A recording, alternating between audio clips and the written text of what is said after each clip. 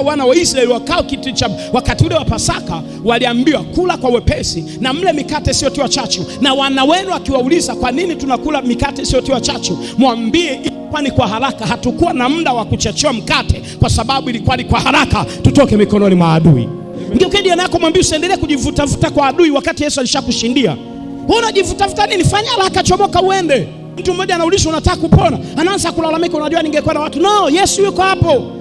Fanya haraka, nyanyuka. Sema amina.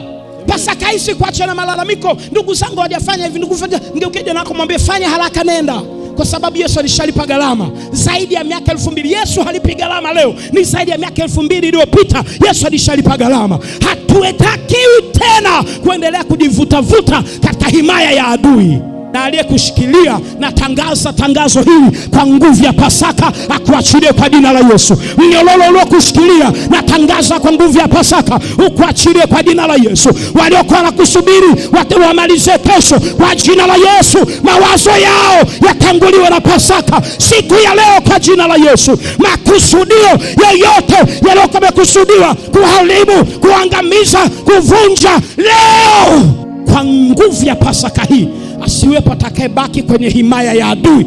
Isiwepo roho ya umaskini, roho ya uchungu, roho ya masikitiko itakayobaki ndani yako. Pale msalabani Yesu alipata njaa ili wewe upate chakula. Yesu alipigwa ili wewe upone. Alifanyika kwa maskini ili wewe uwe tajiri. Alibeba huzuni na masikitiko ili wewe uwe na amani. Kisibaki kifungo.